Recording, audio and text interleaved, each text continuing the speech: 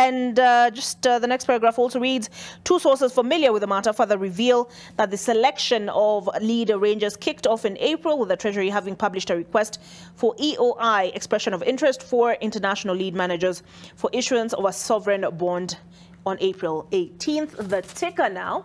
And this is what is on the Business Daily ticker, what Somalia's entry into EAC means for region. Somalia is a few steps away from officially joining the East African community, a move that has elicited mixed reactions as the country is still roiled by civil conflict. On Friday, Somalia issued a public statement noting that the 7 presidents of the EAC countries had signed off the verification report, paving the way for its admission into the bloc.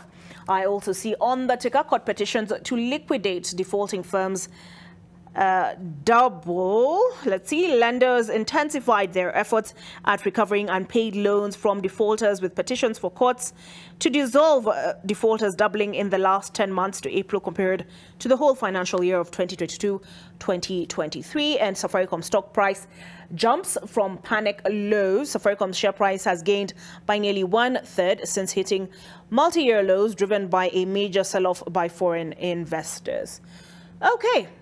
So that is the front page of the Business Daily. Let's take a look at Taifa Leo. And this is what their headline story is. To see an image here of President William Ruto and Pauline at the Bomas of Kenya. This was June the 4th, 2022. Simon Shuri tells us exactly a year ago. And Ruto alinitupa mama mboga alia. And underneath that it reads, usaliti katika kampeni za uchaguzi mkuu uliopita alitumiwa sana na wanasiasa wa UDA kama kielelezo cha mama mboga na bodaboda ambao serikali iliahidi kuwanyanyua kutoka kwenye lindi la umaskini. And so that is the top story. At the very top here it reads, Pauline Waithera aliyetumiwa wakati wa kampeni za mwaka wa 2022 kuwakilisha maskini, asema Kenya Kwanza ilimsahau. And other than that, on the front page of Taifa Leo, I see utalii baada ya miaka 60 wa Kenya 1400 kuhiji Mecca na Gor Mahia wanusa taji la ligi ya KPL. At the very top here, mswada wa fedha, rais atoa onyo, Ruto aonya wabunge wake dhidi ya kupinga kura la bungeni. All right, so that is the Taifa Leo. Let's quickly take a look at the Standard and then the Star. And I have the People Daily this morning. Okay, let's take a look at the Standard first. Okay, looks like I'll have to purchase that. But the East African, before I skip past it, reads as such. Ruto plays West Russia ping pong, looking to save a tanking economy, a weakening shilling, and deliver fertilizer and food to his, quote, hustlers. The Kenyan leader has found dividend in a seeming cautious neutrality on the festering Ukraine crisis. Political capital for Museveni in anti-gay law. Now a hero in the eyes of his supporters for, quote, standing up against foreign ideology. If there was anything against his 2026 bid, it is defeated. And Rwanda wants M23 at Congo peace talks. PM Ngirente says it is unfair to settle the rebels without their say in the exercise. Also on the front page, an image of President William Ruto with Russia's Foreign Minister Sergei Lavrov at State House Nairobi, where they discussed reforms needed at the UN Security Council, the Ukraine crisis, and ties between Nairobi and Moscow. I'll be getting into that with my panelists on Thursday.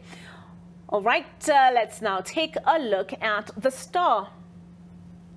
Front page of the Star, tax debate.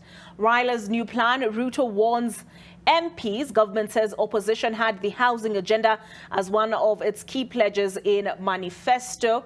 This particular report penned by Julius Otieno and Luke Awich, an image of the president here in Narok, laughing very hard. I wonder what the joke was. And behind him, I see the PS for Interior, and that is Raymond Omolo. All right, major showdown. President has defied Azimio's demands to withdraw the finance bill. At the very top here, boy one undergoes brain surgery in Makwenu Hospital.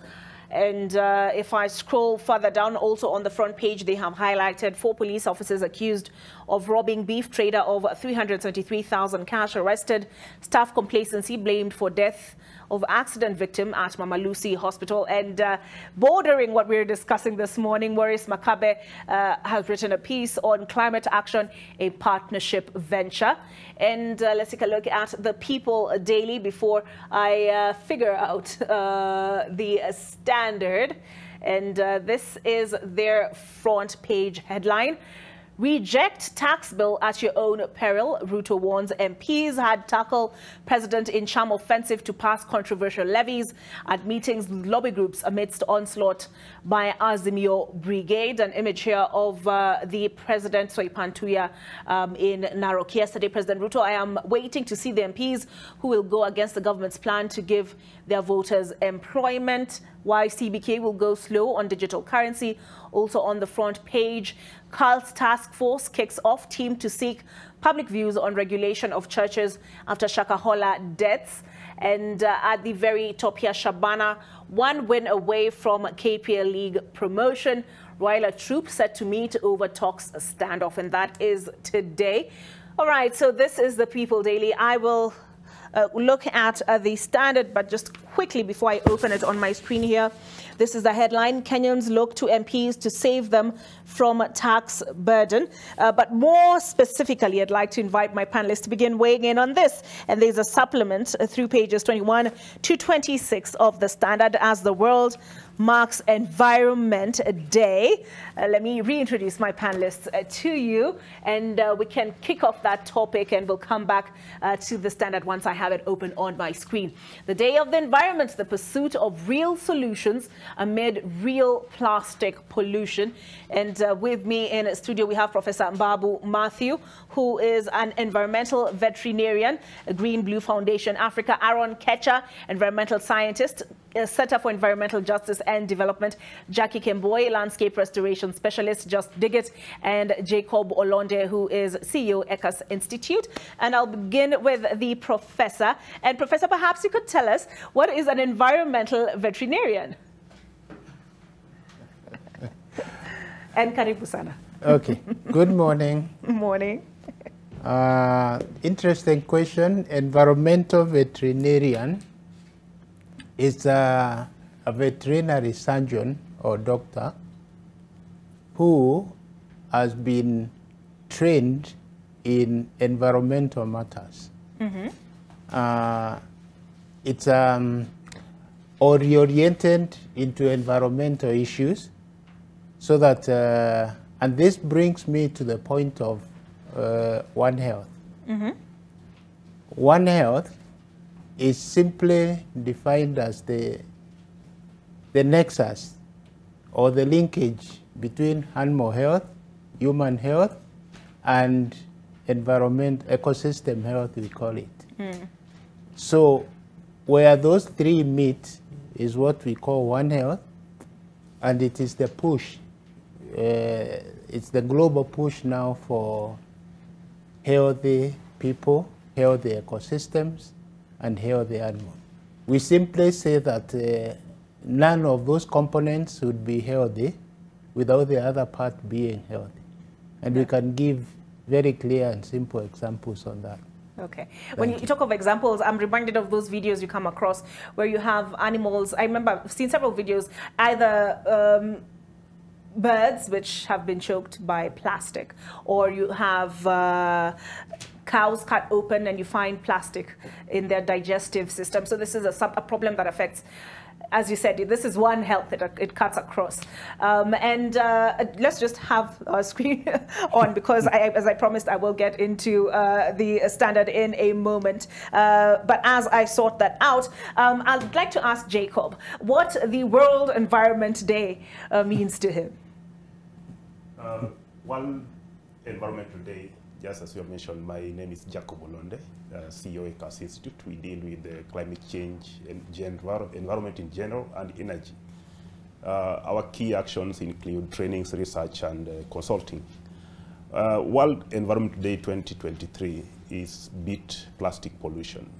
What it means to me is the need for global action, an integrated action that brings everybody on board, but again, undertaking the understanding that there are weaker people who need to be supported to be able to take action.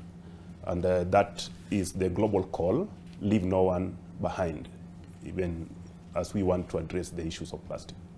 Leave no one behind. So for you, this is about raising awareness. Yes. And in the past few, should I say, ever since we were hit hard by this recent drought, our focus has been primarily focused on climate change. So for many people, when we think environment, you would expect the theme to be around climate change. All right. But Kenya did take action on plastics. We'll get an update on where we are, but I finally have the Standard open here, and this is their front page story. Kenyans look to MPs to save them from a tax burden. The National Assembly resumes sittings tomorrow with huge weight on their shoulders. The executive is adamant that no matter what Kenyans feel, they will have their way. Wananchi say how the leaders will legislate will determine whether cost of living gets a bearable or not. Several quotes on the front page here of the Standard. One of President William Ruto stating that I will be waiting to see that MPs who will vote against the bill. I am waiting to see where they will stand so that we know who are against our plan, which we sold to Kenyans during the campaigns. We cannot be people of deceit.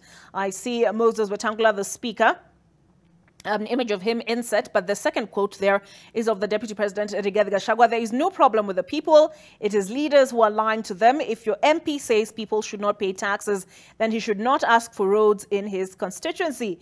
Once the bill is passed, the noise will last for a few days, then people will move on.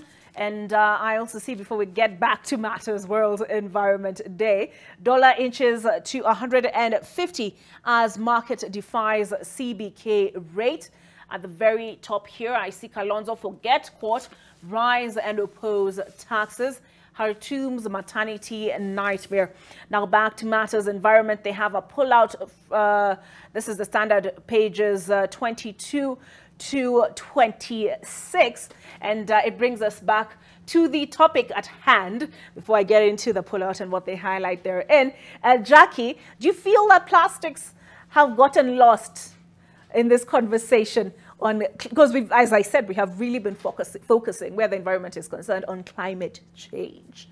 Have plastics gotten lost in there? Yes. So first of all, my name is Jackie Kemboi. I work for Just Dig It Foundation. We focus on regreening and bringing back vegetation on degraded landscapes in Africa using nature-based solutions. So as an organization, we have a mission of 10 years to reach out to 350 million farmers in Africa to join the movement and help us in regreening Africa and also cooling down the planet. So plastic in this conversation, for a very long time, it's not been, people have not been putting it into, action so much. And I'm happy that with this World Environmental Day, we are able to create awareness and sensitization in such a way that people can start changing their mindsets, their attitudes towards plastic. Because at the end of the day, it's all about climate change. It's one big thing that we are fighting for. And with reduction in plastic pollution, we'll be able to, achieve one main goal, which is mitigation of climate change. Oh, interesting. Yep. So the two are not exclusive.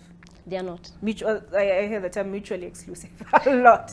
All right. Also in the studio, we have Aaron Kecha, environmental scientist, Center for Environmental Justice and Development. I'll pose the same question to you. Has the plastics conversation gotten lost in the climate change conversation? Good morning. The answer may be no, because my colleague Jacob spoke about the issue of the global treaty that is coming up. But if we look at plastic from the life cycle perspective, then we realize that the polymers that are used to manufacture plastics come from oil and gas. So this basically means that as the demand for plastic grows, then the demand for oil and gas also grows. And this now is what links it to the element of climate change. But then again, at the tail end of the plastic, when it becomes waste again, how we manage it again contributes to the issue of climate change because of the release of the carbon that is stored within that plastic. So we can't say they are mutually exclusive. Plastic basically contributes to climate change, and again it aggravates the challenges that comes with climate change. All right. So I'd like us to take a break because usually this is the hour at which we take a break. But when we come back fully with our topic, where are we, right, in finding solutions to plastic? Where are we missing it? Because I'll be walking or, riding around the city because that is my primary area of operation. And I will still see people tossing plastic bottles out the window. Why hasn't this message hit home for many of us? We take a break. We'll be back with more.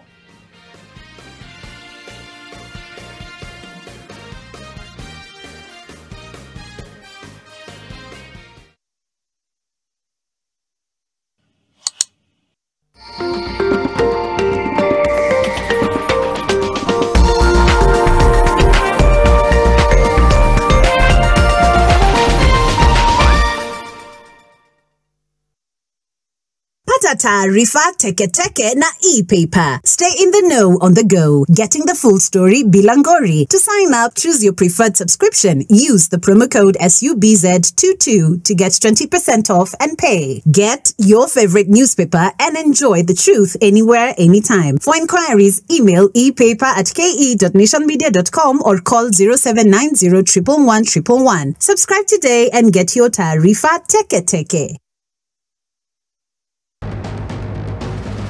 Relegation from the Premier League could have and would have been a disaster for Everton, its finances and reputation in tatters.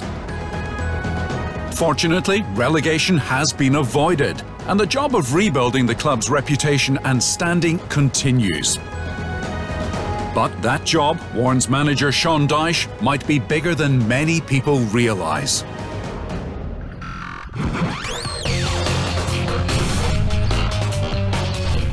Crystal Rivers Residences, adjacent to the Nairobi Expressway. 3 bedrooms with master en suites. You and your loved ones will experience fine living. Furusha your landlord with our special offer of 50K per month. The future of fine living.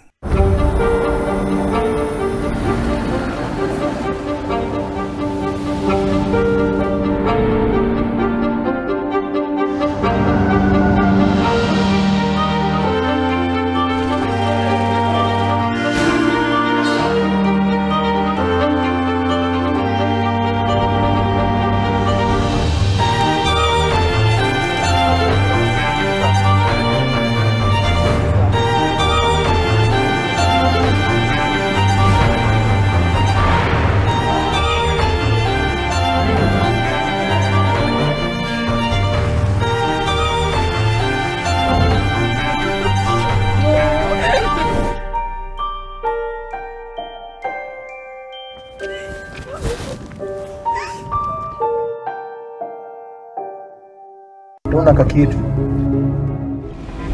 Naona the famous moss ni makurudu tu. Wanaume ni nguvu. Kamba na familia yangu, umesikia? Akumkamba na familia yangu wewe.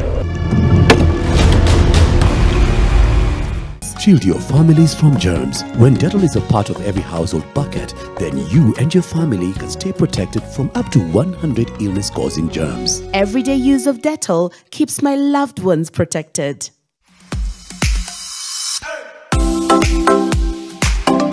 Get ready to tantalize your taste buds and embark on a culinary journey with Pishi Bomba, the ultimate cooking show that brings the flavors of the world right into your living room.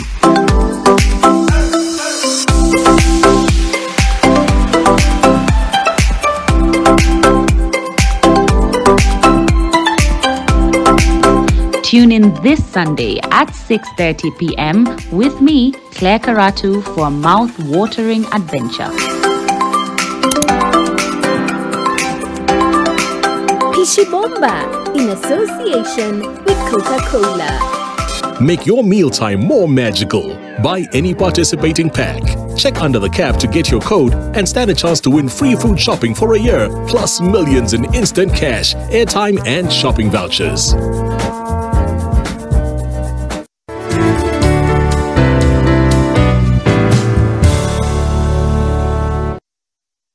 Cascadia Apartments at Two Rivers Development in Nairobi with a Madaraka offer till 30th June 2023. Price start from 9.2 million. Call us today on 0742 342 722 or text Cascadia to 22365.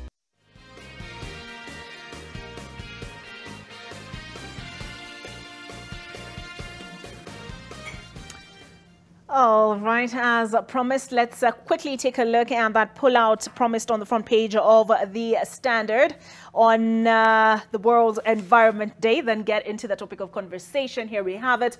We have the CS Environment, Swaipan Tuya, stating that Kenya has taken significant measures to reduce plastic pollution and manage the environmental impact of plastic waste.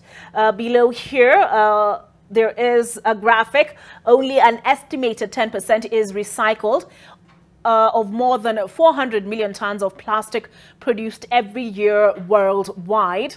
And then we have the PS Principal Secretary, State Department for Environment and Climate Change, Festus K. Ngeno, who is quoted as stating, "We will entrench sustainable waste management approaches against our economy's value chain," and 368 million metric tons of plastic that are produced annually across the globe.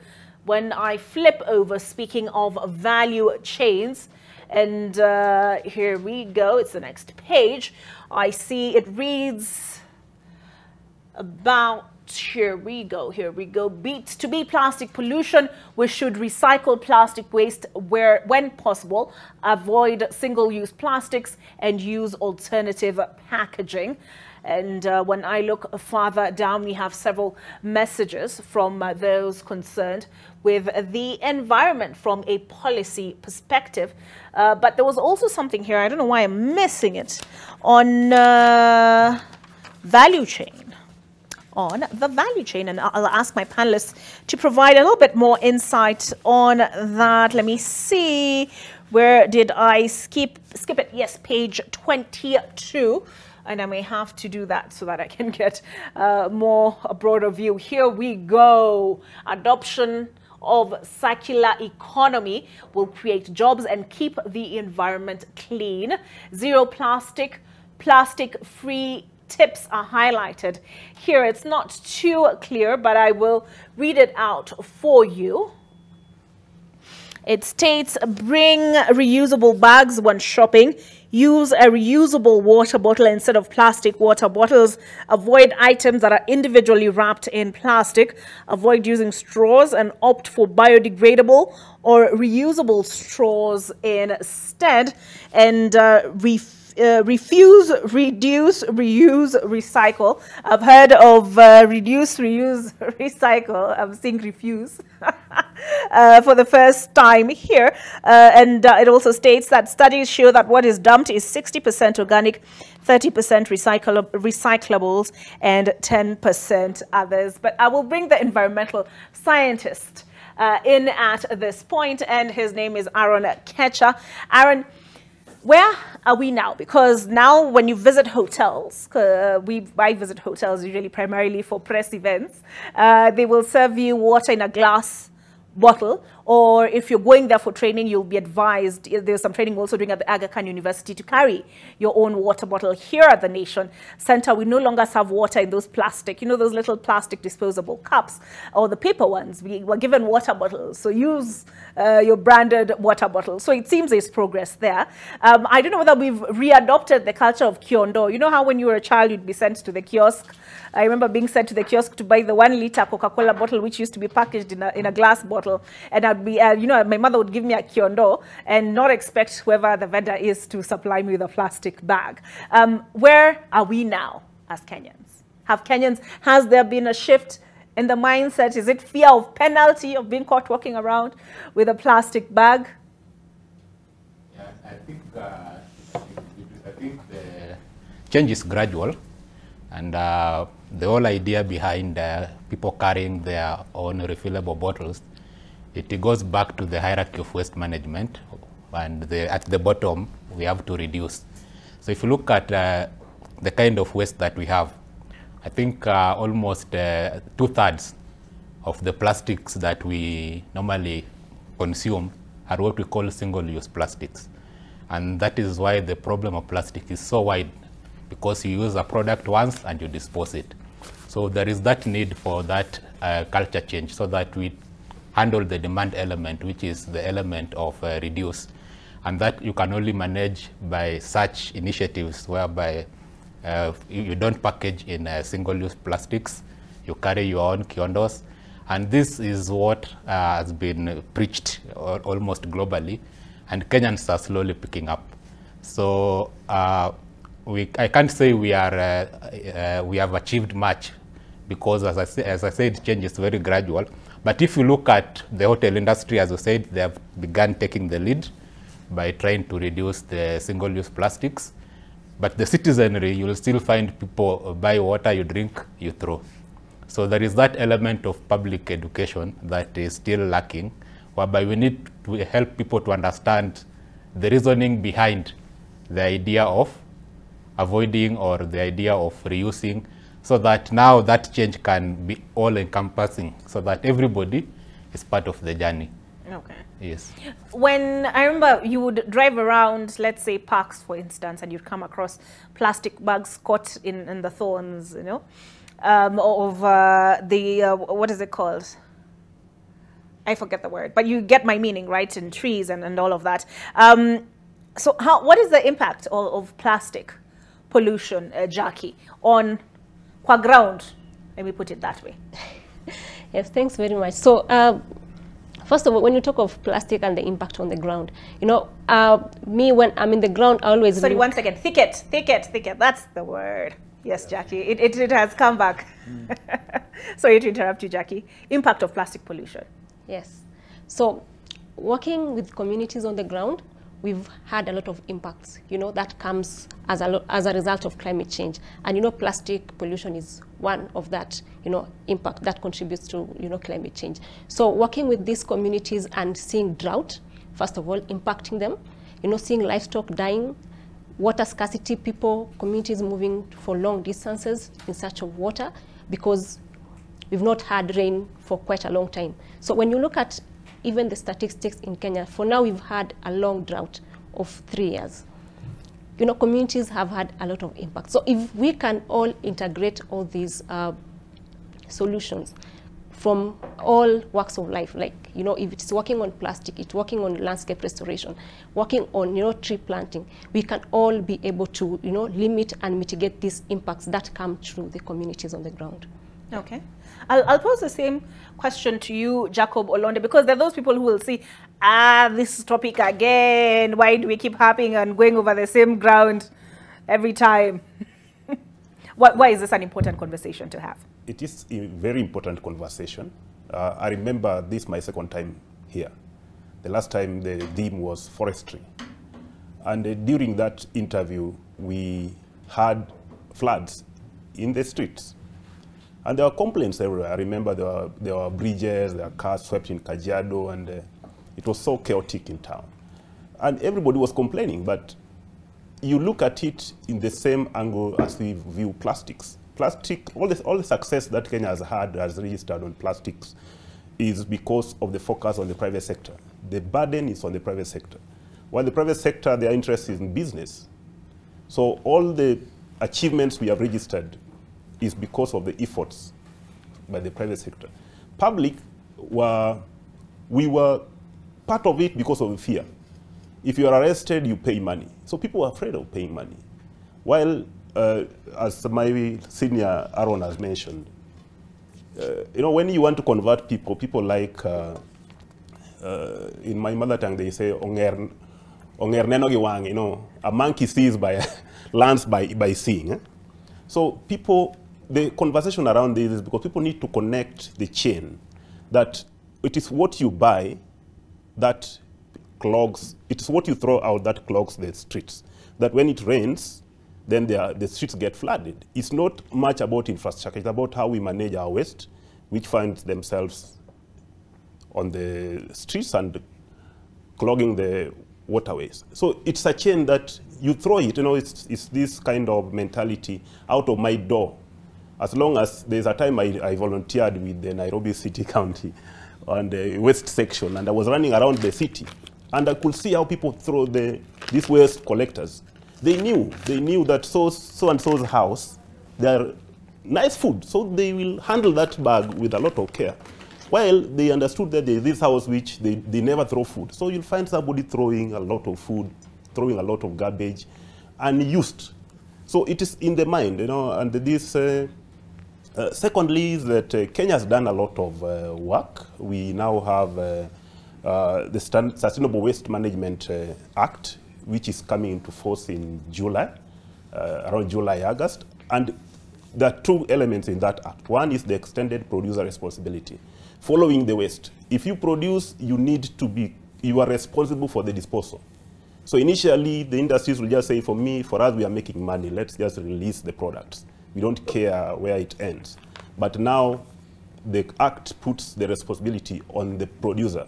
But again, where is the consumer in all this? So there are already a number of ongoing awareness activities by KPRO, trying to teach us that it is our responsibility and we need to take charge of our wastes.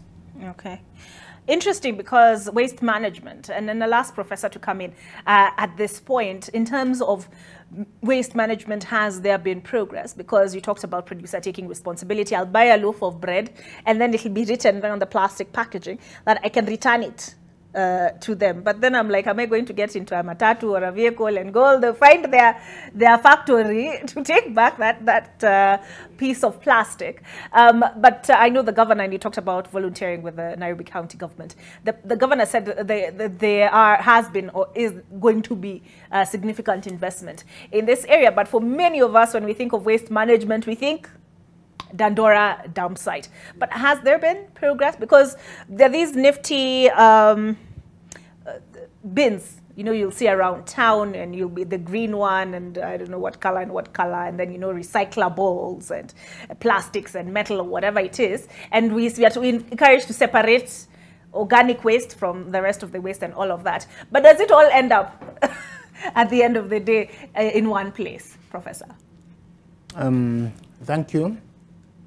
I think it's been alluded to, plastic waste, or not plastic waste, waste segregation in the country is really minimal.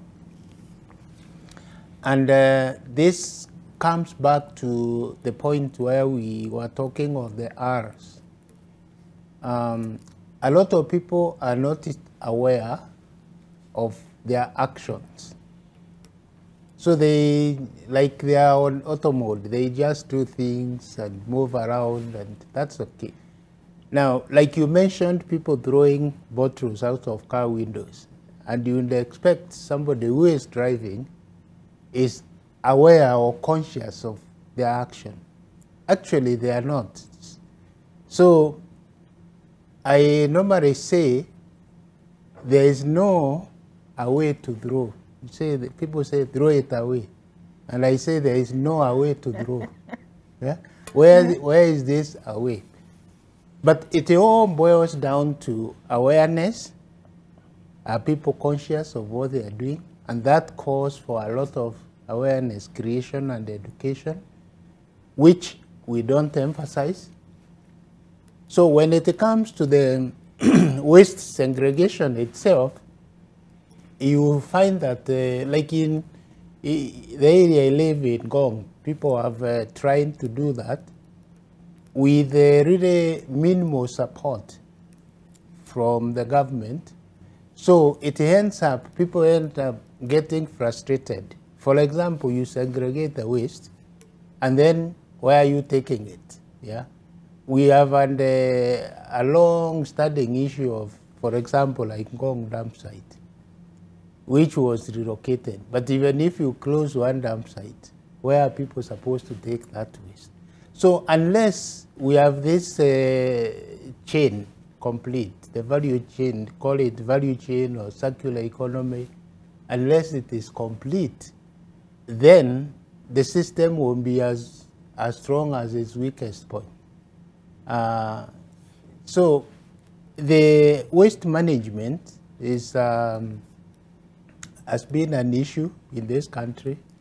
and it is even today, because we have not taken deliberate actions to actually make sure that the steps in that value chain are complete. We know, of course, of the circular economy. There is actually use for almost anything that we think of as waste. But it requires investment. You need to think about it and then do some investment. Since it's looked at as an investment, or as a private sector should do that, the private sector will also be looking at, is there value for money there? Are they going to make profits? And it's known what should be done, but that's where we are. The value chain is not clear, it's not complete, there is no investment, so to speak. Then the public are not actually aware, and there is no clear effort to educate the public on how to deal with this plastic and then provide the infrastructure that is required. You can go to most towns and there are no dustbins. Of course, we can say that people can carry their waste back home and do whatever, but who knows that? It's inconvenient. People don't think about it unless they are told. And I like the idea of people being told what to do, because a lot of times we assume people know what they need to do, and they don't. So public education is key to this, and I would like to add, together with that, another R. You are talking of reduce, reuse. There is rethink. The first one should be actually rethink. Do you really need this wrapping? Do you need this kind of plastic? Thank you. All right. And Aaron, I go back to something that Jacob said, and that is, you know, for many of us, you just want it out of your house because of the smell of garbage. But beyond that, I will be honest, I really don't think about where it ends up. And Kenyans will say we have bigger fish to fry. Tuko na shida nyingi, tuko na finance bill, tuko na, you know. Why should they care about this conversation around plastics? I look at it from different angles. Jacob had mentioned about the Solid Waste Management Act that will be coming into force. And basically the act has mandated every citizen to segregate their waste. And there are penalties that have been stipulated for not segregating that waste. Again, the act has also mandated the companies to be in charge of managing their waste through the value chain, meaning that from the legal perspective, there would be legal implications for not managing your waste the right way. But apart from that, one Pastor Mackenzie said that kitawaramba. So what that basically means is that if you don't manage your waste properly, ultimately the impacts come back to affect your life. Because if you look at plastics, for example, and we are saying that only 27% of plastics generated in Kenya is actually collected, meaning that the rest of it is what ends up in the drainages. And this, when it rains, actually the rain has a good way of bringing it back to your doorstep. So you see that's already an impact that you can be able to see. But apart from that, only from what is collected, only 9% is recyclable, meaning that even whatever is collected still ends up in the dump site. Now, if you look at our waste management practice in the country, we don't have sanitary landfills. So we do what we call open burning. If you go to Dandora or to Gioto or to Mwembetaya, whatever dump site, you'll always see smoke, meaning that the waste is continuously burning. So now when you burn plastics, then they release chemicals that have been shown to have very adverse health impacts. Chemicals that have been associated with the cancer, associated with the reproductive problems, and also there are chemicals that also affect how our hormones work. They disrupt the functioning of the endocrine system. So this basically means that when this plastic is mismanaged and it ends up being burned, then we are being exposed either through the air or through water or through soil to harmful chemicals that ultimately affect our health.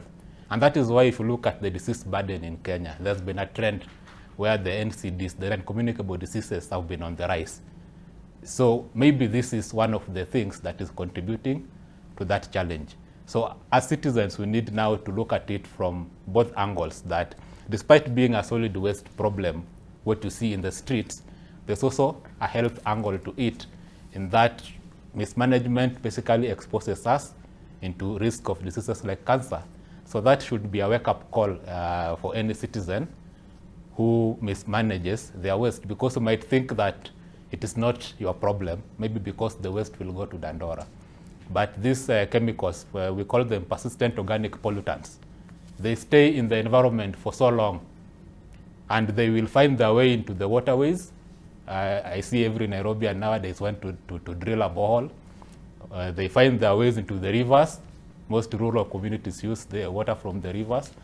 They find their way into the air that we breathe in this city. So you are not safe. So it means we need that collective responsibility to try and manage this waste in a proper way. All right. You said persistent? Organic pollutants. Organic? Pollutants. Huh? Pollutants. Pollutants. Yes. Organic pollutants. And this endocrine system, remind us, is which one? It's just how your body functions by hormones. It's hormones that gives you the mood. It's hormones that determine how feminine or how masculine you are, because our body is run on hormones. So these chemicals have been shown to disrupt how these hormones operate in the body. Either they can mimic something else. So this basically affects your hormonal balance. And it's not a very good thing for it to happen to the people. Yes. All right. Yeah, because we can actually back it up, because I think we did a study sometime last year where we were looking at eggs. Somebody shared an article like that with me. Yeah, so basically when we say that these chemicals leach into the environment, then you'll find them maybe when an animal eats from a contaminated site, that chemical is stored into the body, and then gradually there's what we call bioaccumulation. So with the time, the buildup of chemicals reaches to a point where your body now, you become sick. So we did a study. We were looking at waste management areas. So we looked at Dandora because of the issue of waste management. We looked at a dump site in Nakuru. We looked at a place in Mirema where there is a community cooker where they use waste to cook the food. And basically we were looking for eggs from free-range chicken. Those are chickens that you open for them in the morning so that they can go and feed. So we bought eggs from these hotspots, and we sampled those eggs for what we call PCBs, which are some of the pollutants that we're talking about, the POPs. And the POPs level were so high such that if you eat one egg from such a site, you have the dose of a person who has taken eggs for 6 months.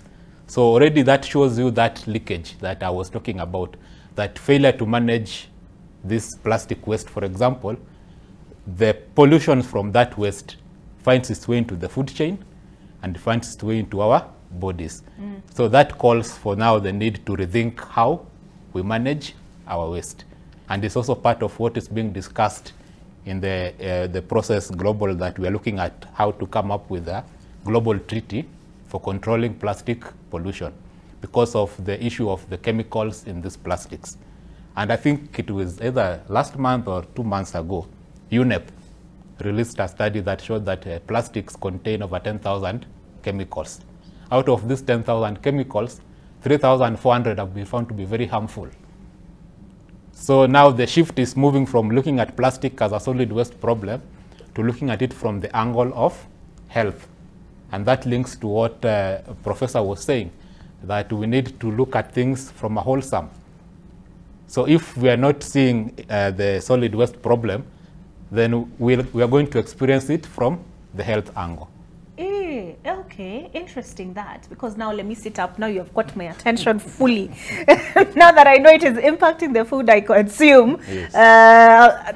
Prof, how big a problem is these leakages that have been referenced by Aaron? Thank you. Back to the first question you asked. That's One Health. A perfect example of One Health. That everything is connected.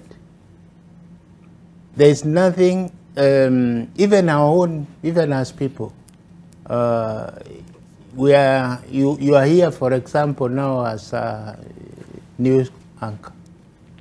But in the next hour or two, you'll be doing something else. You either be dealing with your child or your home issues.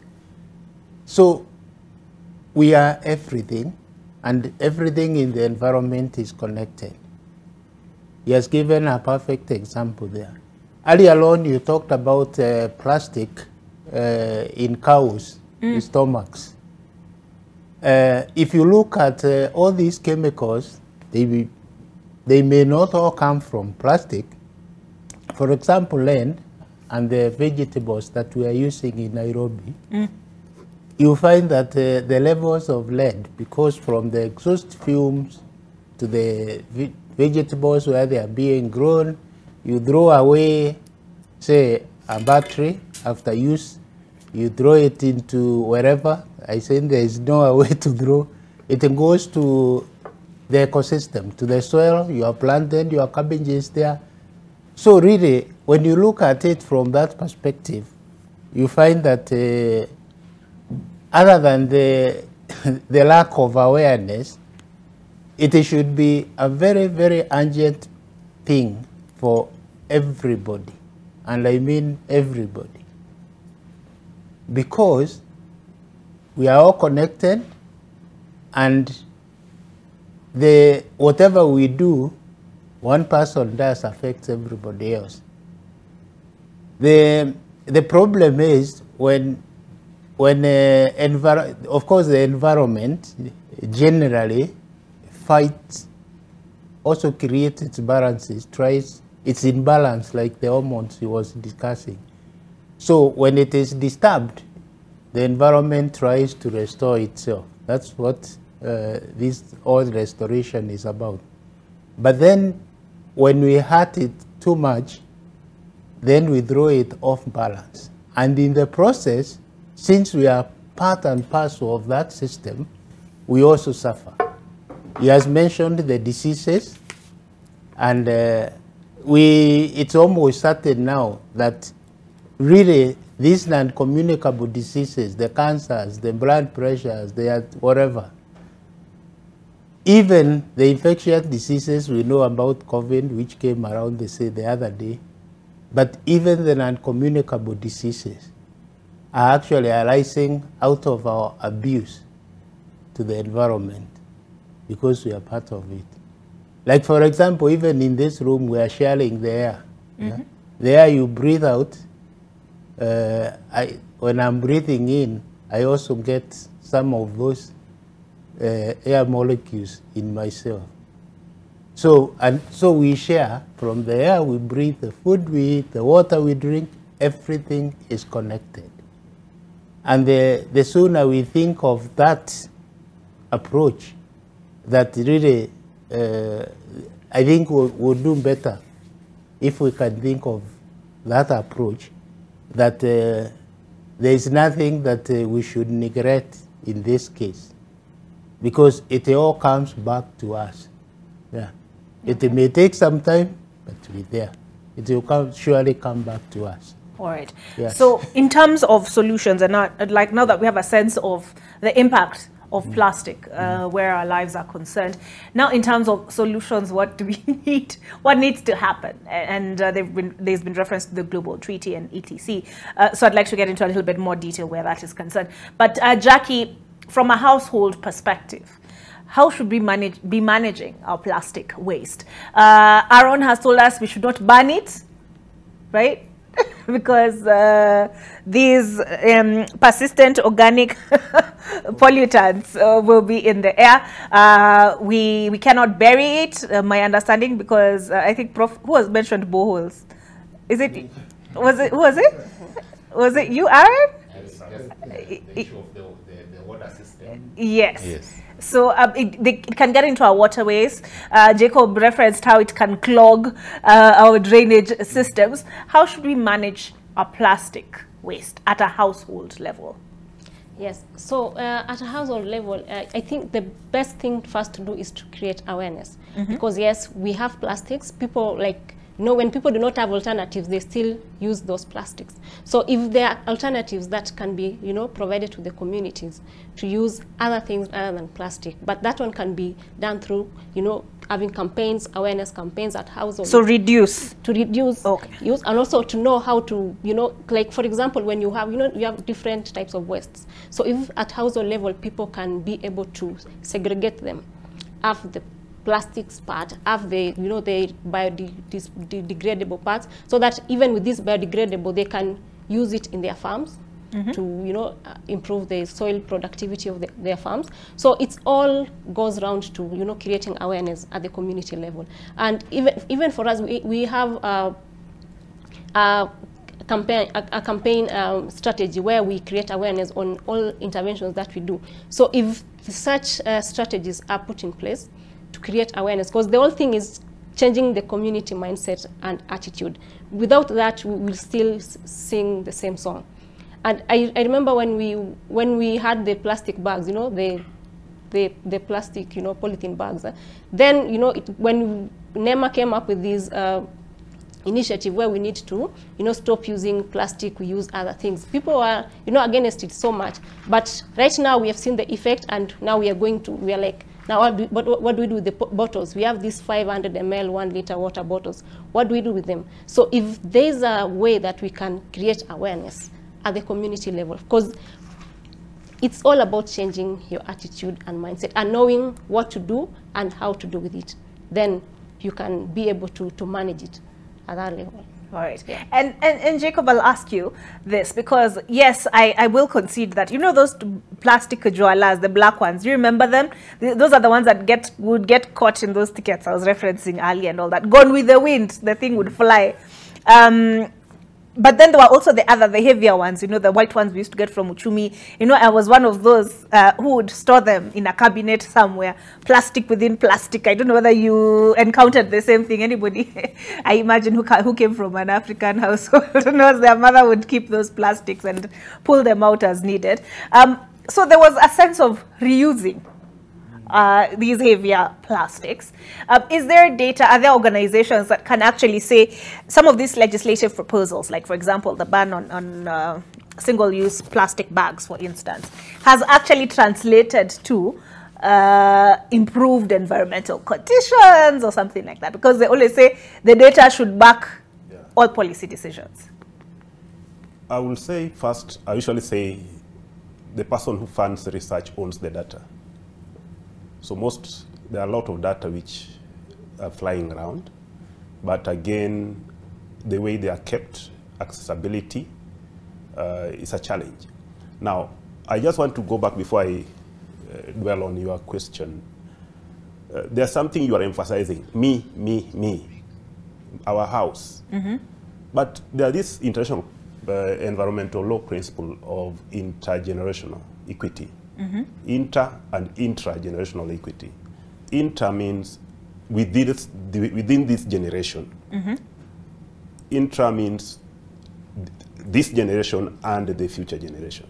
So this principle advises us to think, not just for us, but for the future. Aaron has really connected well the issue of plastics to climate change. That methane, the carbon, the nitrogen oxide, and the rest of them find themselves into the atmosphere. And once they find themselves in the atmosphere, they disorganize, let me use simple English, they disorganize the weather patterns. So you'll find that when you go to Isiolo, Isiolo used to be almost as wet as Meru. But you will find that as you move from Isiolo towards Nanyuki, it's even more hotter. And actually, I was there last month. So you can clearly see the impact of climate change on the livelihoods of the poor. Now, connecting that our friend is into restoration. Kenya, we are just looking at plastic from what we are seeing. But are we looking at the cost? For as it now, based on the negotiations which almost failed on Friday, the global negotiation on the plastic treaty, they will be coming to Nairobi in November. But the sticking is that the oil-rich countries are stuck and saying, no, we don't need a treaty. We just need a national plan. But the poor countries say we need 25 billion euros to be able to stabilize our plastic. Already there's a mess.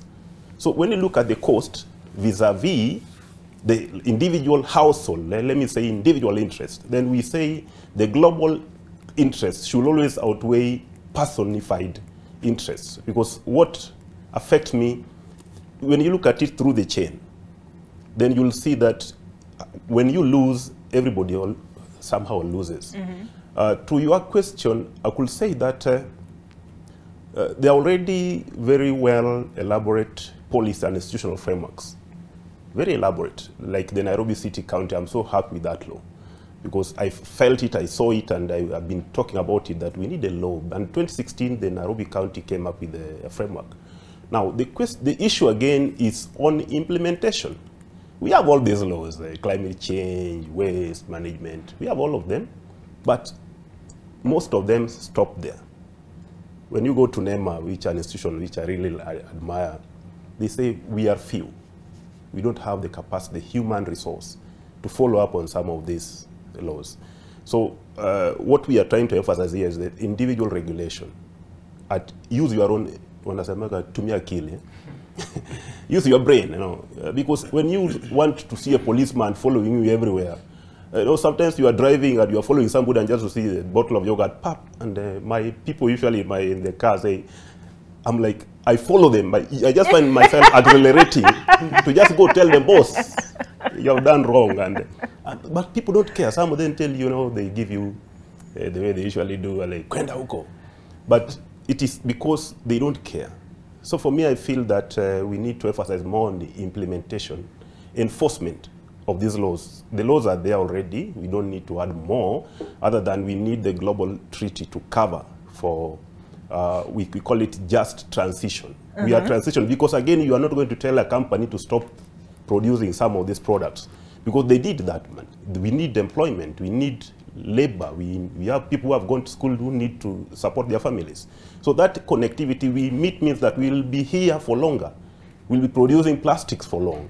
But what do? We need to take care of the less fortunate. We say the principle of just transition. That we need to transition from plastics to something, but we don't need to make it abrupt. That is going to cost other associated disadvantages to the less fortunate. All right, so we need to take a break, but when we come back, we'll hear from Aaron and Prof, as well as Jacob and Jackie, on this treaty, this global treaty, what this 25 billion euros, I think you said, to stabilize the what does that entail? Practically, how would we use these monies? All of that on the other side of this break.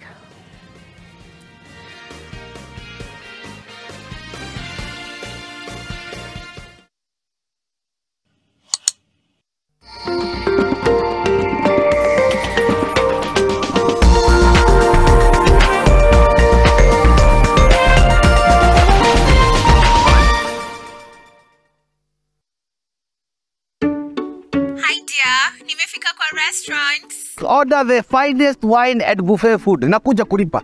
Wacha kwanza nichukue rent. My love is telling us. What is happening? We're moving out to the future of fine living, to our own 3-bedroom apartment at 50K. Bas. Na hiyo deposit, jilipe na rent, eh? Hello. Total bill is coming to 25K. Crystal Rivers Residences. Gated community apartments adjacent to the Nairobi Expressway. The future of fine living. 3 bedrooms with master en suites, multiple in-house and community amenities. You and your loved ones will experience fine living. Furusha your landlord with our special offer of 50K per month. Bus. Crystal Rivers, the future of fine living. My skin is my identity and deserves care made specially for me. New Nivea Radiant and Beauty Advanced Care with 5 oils and 5 vitamins. Helps reduce appearance of stretch marks in just 2 weeks. For your shade of beautiful.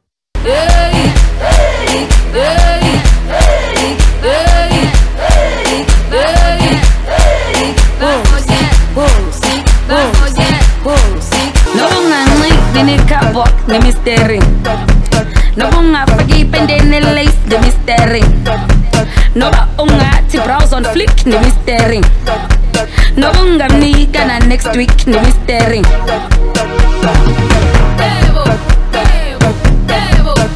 Only on the trend. 10 p.m.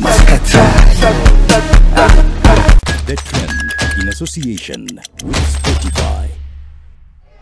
Babe, have you heard Dance Holding by Uncle Jing Jong? But have you heard Have you heard?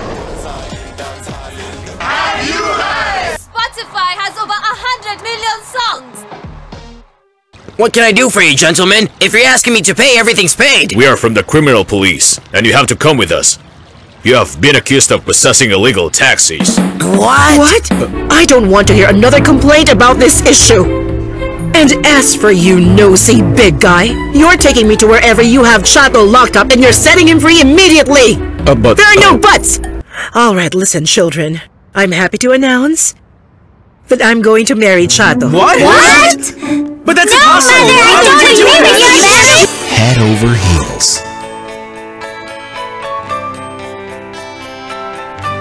Crystal Rivers Residences, adjacent to the Nairobi Expressway. 3 bedrooms with master en suites. You and your loved ones will experience fine living. Furusha your landlord with our special offer of 50K per month. The future of fine living. Daring Abroad makes me dare. It's the only show of its kind in the world. And now, it's bigger. And even more entertaining and informative than before. Hapa kunaitwa Kakoe na inatubaba sana. From London to Jersey Island. Goma in the Democratic Republic of Congo to the scenic features of Uganda, the Pearl of Africa. And many more places abroad and at home. I watch Daring Abroad. I like the stories which people bring. Daring Abroad every Saturday at 7:30 p.m. with repeats every Sunday at 1:30 p.m. on NTV.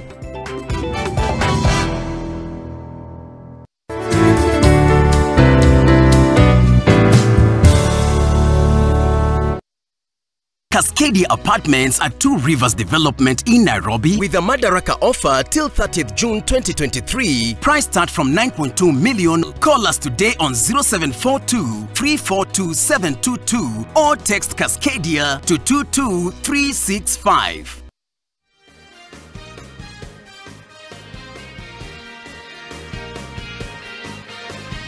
All right, welcome back to AM Live. This morning on this World Environment Day, we're looking at beating plastic pollution. And I opened up a UN article on the same, this World Environment Day, and it tells us that more than 400 million tons of plastic is produced every year worldwide, half of which is designed to be used only once, and of that, less than 10% is recycled. An estimated 19 to 23 million tons end up in the lakes, rivers, and seas annually. That is approximately the weight of 2,200 Eiffel Towers all together. And microplastics, I even noted it down here. Tiny plastic particles up to 5 millimeters in diameter find their way into food, water, and air. It is estimated that each person on the planet consumes more than 50,000 plastic particles per year, and many more if inhalation is considered. And discarded or burnt single-use plastic harms human health and biodiversity and pollutes every ecosystem from mountaintops to the ocean floor. With available science and solutions to tackle the problem, governments, companies, and other stakeholders must scale up and speed actions to solve this crisis. All right, and now speaking of the food we consume, I've pulled up the article, I think you saw it already on your screen, in which Aaron was quoted on eggs. Nairobi residents are consuming contaminated eggs. This one is by Tebi Otieno, and I see here you've been quoted, Aaron, as saying these are chicken that scavenge in dump sites or in areas where recycling is done. And the report is an indication for that particular contaminated site. It means that people who physically live around dump site and areas where there is a lot of handling of e-waste are exposed to these chemicals. All right. Why is it important that as a globe, because we talk about One Health, that we have this conversation as one people of this place that we call Earth? Aaron. Yeah, I think it's important because, as I said, the problem is global. And if you look at our country, for example, we import our polymers that we use to manufacture plastics. So what that means is that if we import polymers that have harmful chemicals, then we'll manufacture plastics that have harmful chemicals. So there is that need for a global approach to addressing these problems. And that is where now the issue of the global treaty is coming in. And of course, it is still at the preliminary stages because we are now just at finished the second INC process, and the third will be in Nairobi. And if you look at the kind of discussions that have been going there, is basically what goes into that treaty, or what should that treaty aim to achieve at the global level and also at the respective national levels. And one of the issues that have been of key importance is that element of toxicity of plastics. So looking at it from the solution perspective, we look at how do we address the magnitude of the problem, which is basically the amount of what we call problematic plastics that we already have in the environment, and then how do we address the complexity of the problem. So those are two angles to which people are trying to discuss the issue of the treaty. So when we talk about the complexity, if you look at the statistics that we just quoted, globally less than 10% of plastics are being recycled. So that brings in the element of the design. Do we design products with the recycling in mind? So if you want to address the complexity, it simply means that, first of all, you should design products that can feed into the circular economy. So looking at the circularity element, but even as we push for the circularity element, we don't want a toxic circular economy. So that means that the product that goes into the circular economy should not be toxic. That is one. Second, it should be able to support that element of circularity, in that when you design, you should design a product that can be reused, or it can be repurposed, or it makes it easier for recycling companies to be able to recycle. Because most of the plastics that are collected, when you take them to the recyclers, you find that it is very challenging for them to recycle. Or even if they are able to recycle, maybe the cost is too high compared to the cost of preparing materials from virgin plastic. So that is now the element of the design. So that the design elements to design with the idea that a product should be able to be reused, or it should be able to be repurposed, or it should be able to be recycled in a way that does not harm the environment. Then to the first point, the issue of the magnitude of the problem. Do we really need that much plastics? So how do we close the tap? So that now brings in the elements of the alternatives. Do we have alternatives that can be able to substitute plastics? Or do we need to ban, for example, the single-use plastics that we talked about? If they form 2/3 of the plastic waste, then do we really need them? Do you really need a plastic spoon, for example, as you use it in your house once and you throw it? Is it necessary? Do you need that PET bottle, which you just drink the water and you throw it? So we need to look at it. How do we now address the magnitude of the problem? By reducing what we call the problematic plastics, and also by bringing in alternatives that can be able to reduce that demand for plastic products. So that is what is being discussed. So how, when we talk about this, how do we transition in a manner that is just, considering that the industry is employing a lot of people? We have the waste pickers, we have the industries, we have very many people depending on the plastic industry in itself. So how do we provide them with what we call a just transition, what Jacob was talking about earlier on? Hey, big words, big words. But Jackie, what happens when this plastic leaches into the soil? Because you're involved in reclamation, yes, as Jacob aptly pointed out.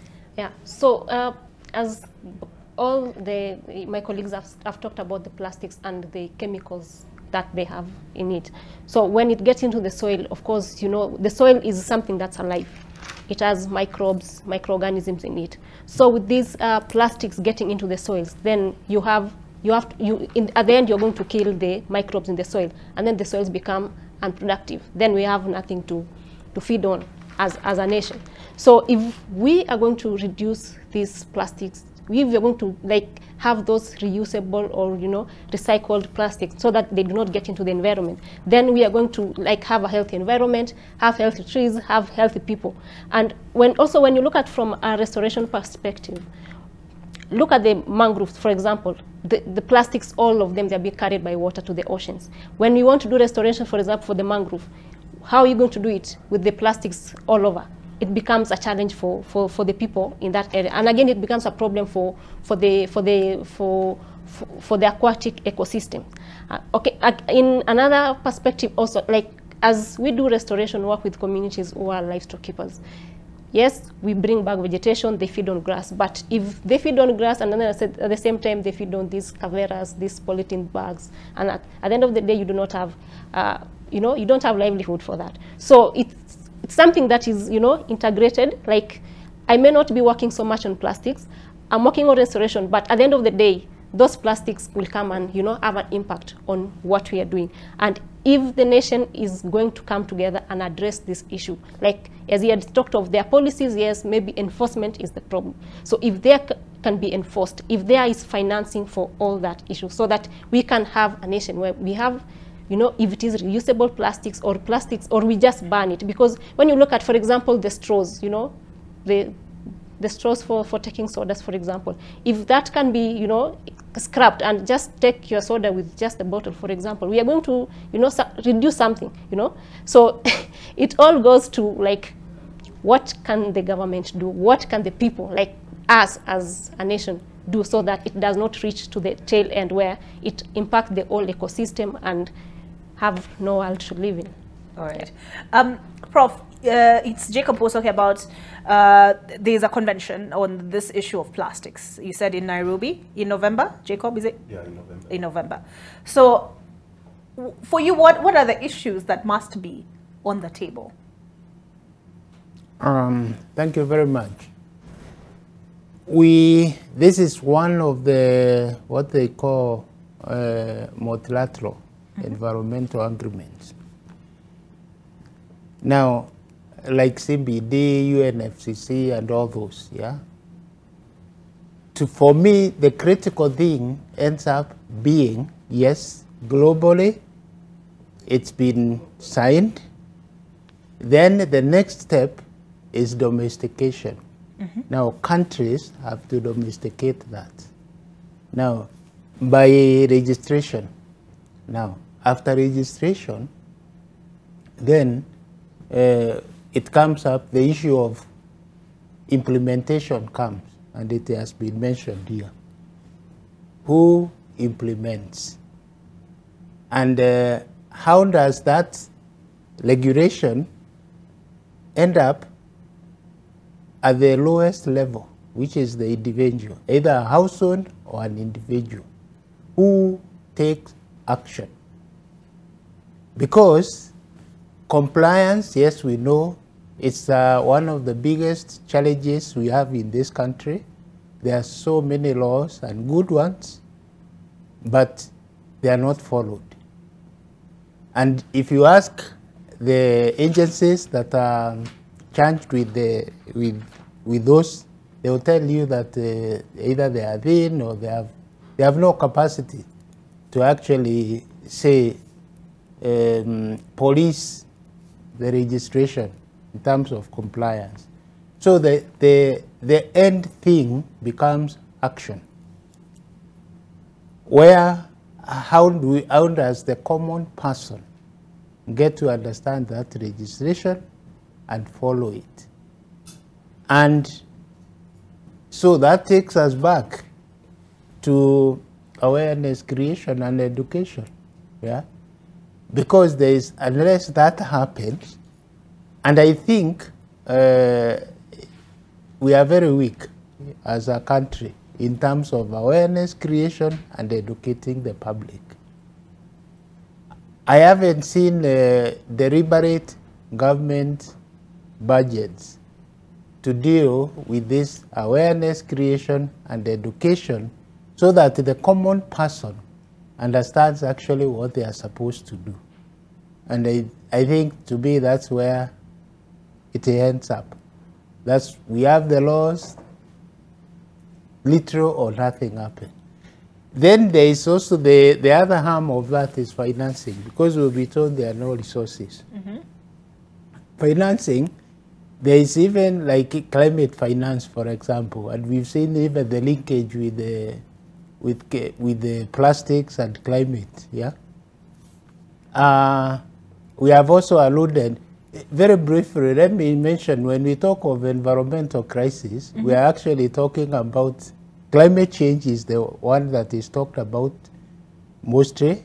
There is actually waste, and actually pollution is another crisis, and that's what we are talking about today. The third one is biodiversity loss, which is also a crisis. And basically the biodiversity, the fourth one is the health crisis. We all know about these things. And like we said from the beginning, they are all one and the same. You can't deal with one without the other. Now, the question is, when it comes to financing, like say climate finance, you'll be told that there is a global treaty on that, then there is a country focal point, yeah, like climate and the national treasury.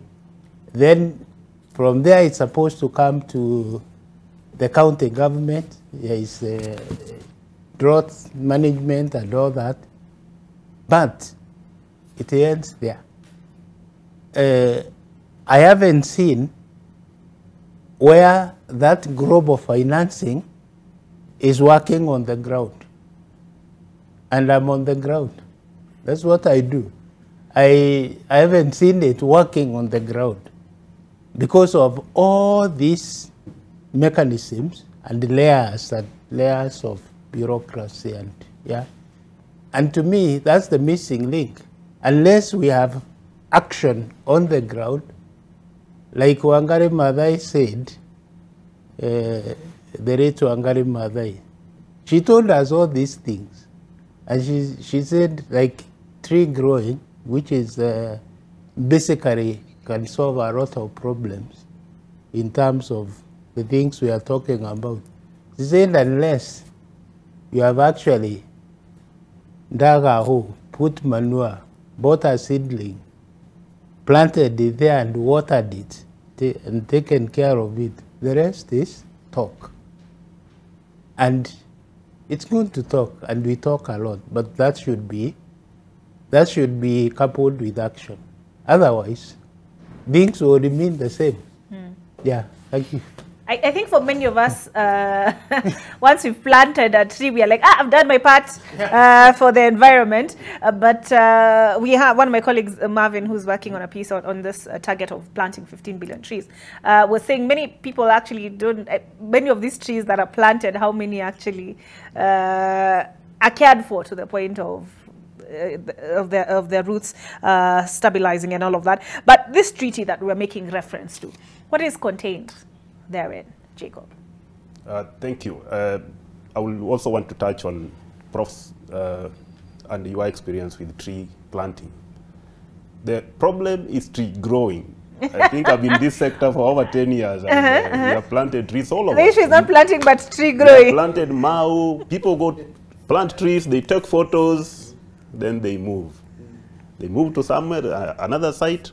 Now, the issue is the cost involved. Because just like dumping money, you go plant a trees and then, there's a time when I was in second year, I went to plant trees in Meru. And the community were not well mobilized. So as we were planting, we were from campus, so we were planting with the youth, with the elderly. And then the youths were not involved. So as we left, we saw people playing football. So they were playing football at the very site we planted trees.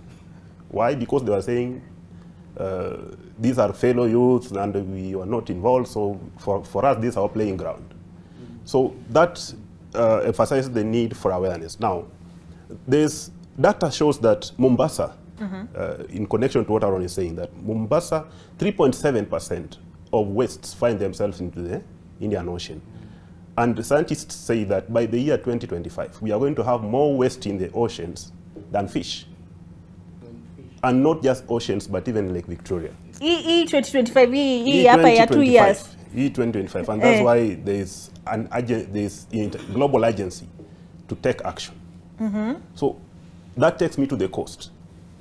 Now, connecting waste, as plastics contribute to climate change, we are not going to attain our 1.5 target, global target of 1.5 degrees. And if we don't attain it, then all our global commitments are not going to bear any fruit. Currently, there is this thing we call global bond challenge, where countries committed or pledged to take action to restore.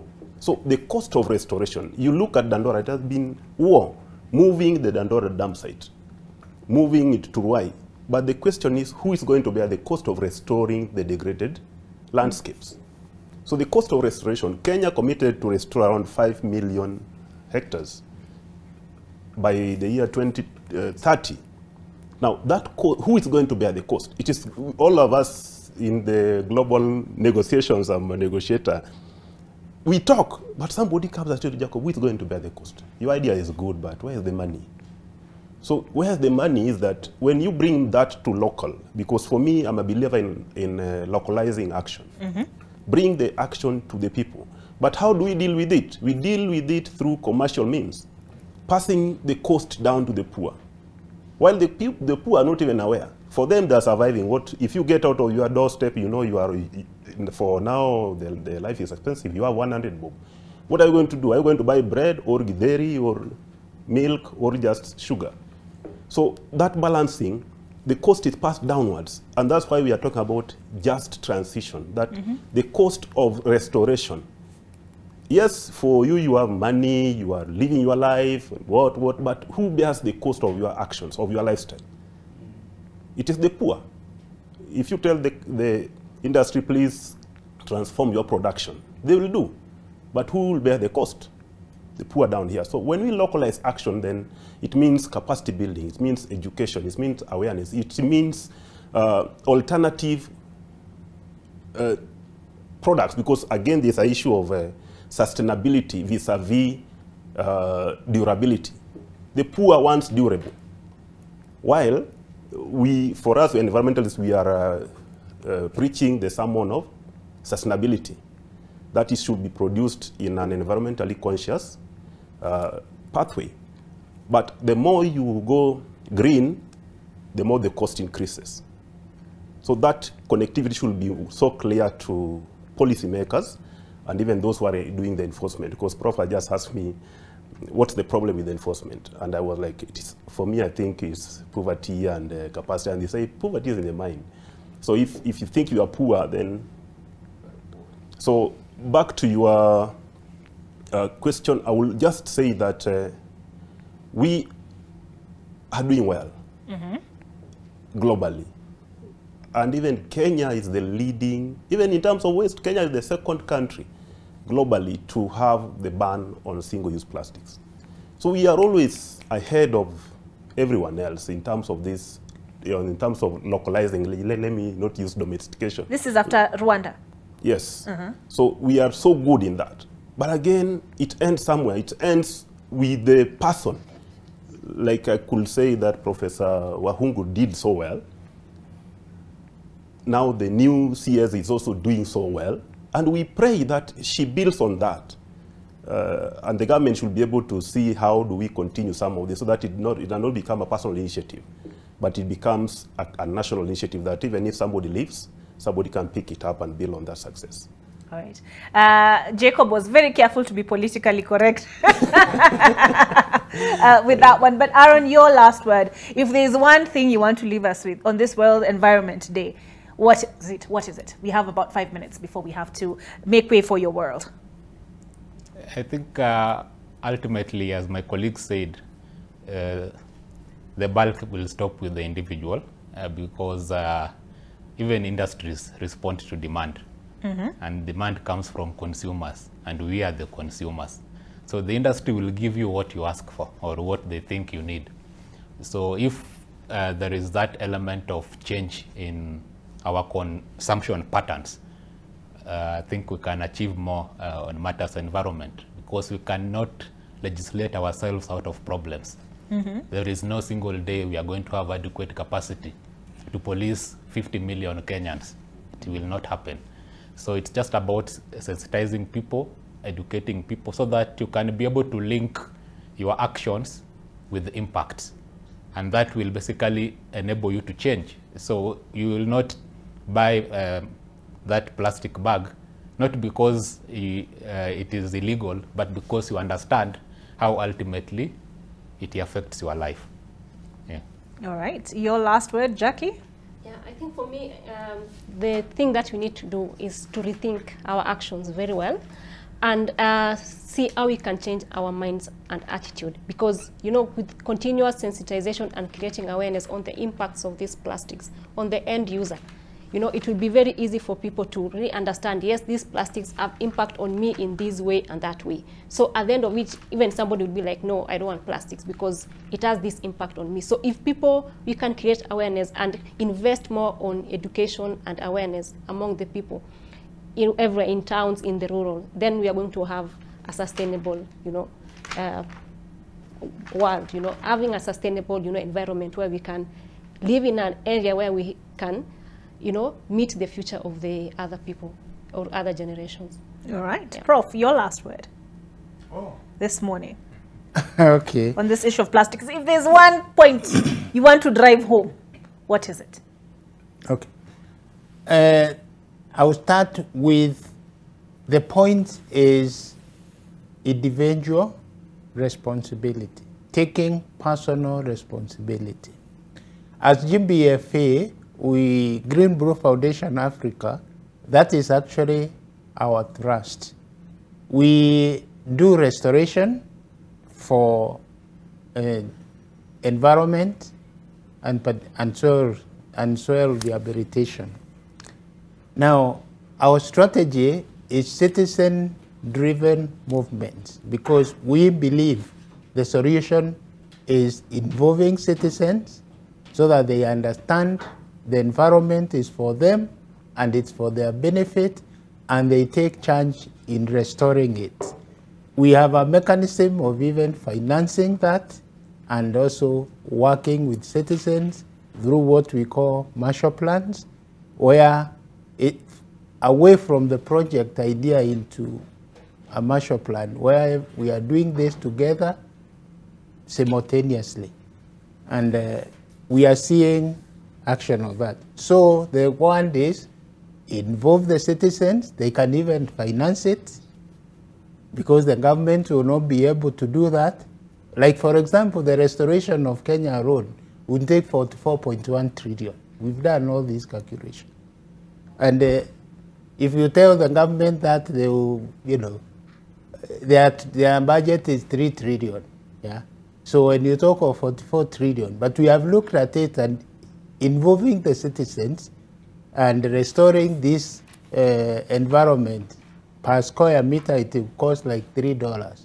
Citizens would afford that if they know and they buy into the idea. And that's our job. That's what we are doing, involving citizens in restoring, including the pollution, because our purpose is really to create a better world through environmental sustainability, and by restoring degraded lands and polluted waters in Africa through citizen-driven initiatives. Okay. Thank you.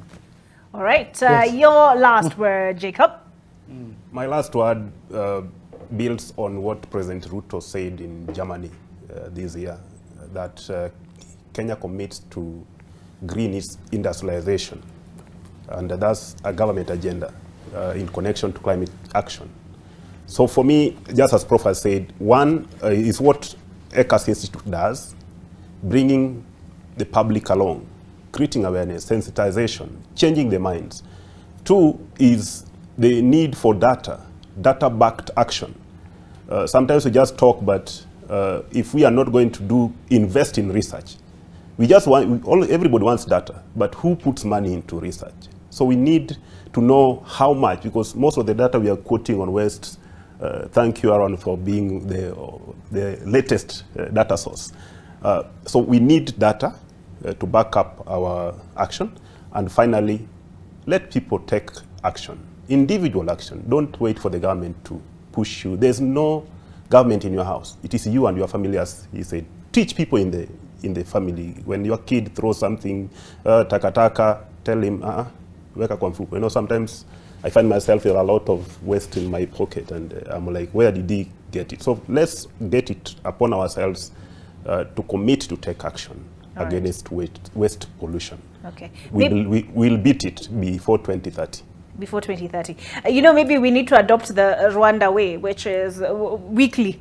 We pick up after ourselves, you know, and because I wonder when people throw things out the windows, or even when you're walking and you just toss something on the ground, who do you expect to clean up after you? All right, that's it for AM Live this morning, this World Environment Day. The latest data that was referenced here by Jacob will have me, because, you know, ideally we're like, free range chicken eggs, those are the best. Now I'll be asking, iyo mayai imetoka wapi?